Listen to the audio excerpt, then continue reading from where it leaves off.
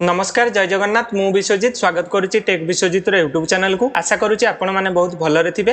आज भिडियोटी होची क्या परे ना national family benefit scheme in this scheme a one time assistant of 20,000 is given to household below poverty line that has lost it primary breadwinner who has aged between 18 to less than 60 year. यार कहबार अर्थ होची जो मानकर परिवार BPL category माने BPL कौन ना below poverty line यार ओडिया कौन रोची ना दारिद्र सीमारेखा तले बसवास करुवा जो माने लोक जदि तांकर परिवार मुख्य जी घर चलाउची सी जदि 18 रु 60 वर्ष भितर कौन कारण मृत्युवरण करुची आउ जो माने तांको घररू रहिले से माने निजर गुजराण मेंटेबा पई ओडिशा सरकार नियम अनुजाई से माने national family benefit scheme under रे आपण मानकु 20,000 टंका पर्यंत प्रोत्साहन राशि सरकार घोषणा करिसेंती एवं एटा को किपरि भाबरे आपण माने आवेदन करिवे एहा परे मु एक वीडियो बनाउची। आशा करूची ए वीडियो आपण माने संपूर्ण देखिबे एवं आपणको गाँ रे थिबा समस्त लोक जदि ए कैटेगरी को माने जाउचंती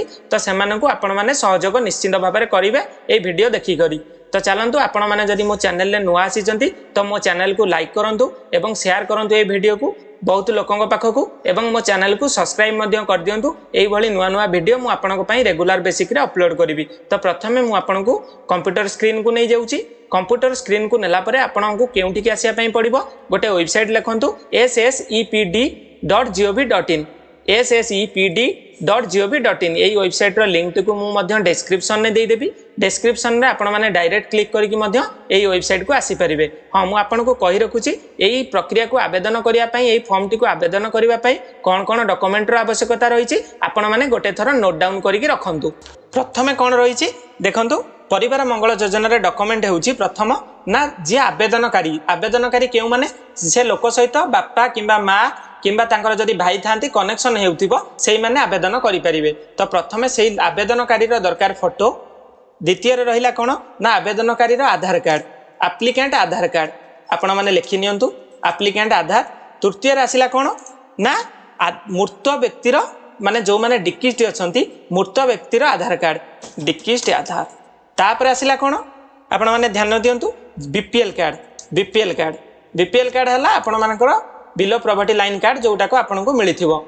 जदि आपण मानकर बीपीएल कार्ड नाही तथापि मध्ये आपण माने एथिरे पकेई परिबे किंतु आपण को कम प्रोत्साहन मिलिबो। तापर आसिला कोन ना देखंतु फोन नंबर गोटे वैलिड फोन नंबर दरकार आपणकर। तापर आसिला कोन ना डेथ सर्टिफिकेट मृत्यु सर्टिफिकेट आपण को निश्चित भाव में आवश्यक रहिबो। ना परिवार सदस्यंकर नाम जो माने से मृत व्यक्ति सहित माने लिंक अछंती सेमानकर समस्त विवरणी एग्जांपल करंतु एक्स होउची मृत व्यक्ति तो तांको सहित केउ माने संपर्क धर 1 भी संयुक्त 2 भी संपृक्त 3 भी तांको ऊपर डिपेंडेबल तो 3 जनकर डिटेल्स आपन को एटी भरिया पई पड़िबो तांको आधार कार्ड आपन को रेडी करिया पई पड़िबो। तापर आसिला कोन ना बैंक खाता कहार बैंक खाता ना जे आवेदन करूची एई प्रोत्साहन टी को पाइबा पई तार होउची बैंक खाता आवश्यक। तापर आसिला आपनकर बैंक खाता।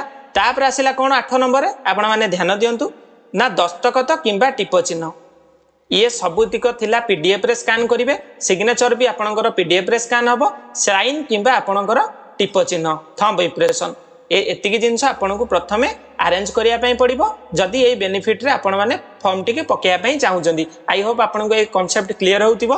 तापरे आपन को केउ वेबसाइट को जिबा पई पड़िबो केउटी अप्लाई करिवे मु आपन को वर्तमान पई से स्टेप गुरा को मध्य एबे वर्तमान पई देखौची। देखंतु आपण माने वेबसाइट को आसी जाइतिले तापर आपण माने केउठी क्लिक करिवे ना पेंशन स्कीम ऊपर वर्तमान पई हमें क्लिक करनबा। तो चलंतु मु पेंशन स्कीम ऊपर क्लिक कर नेची।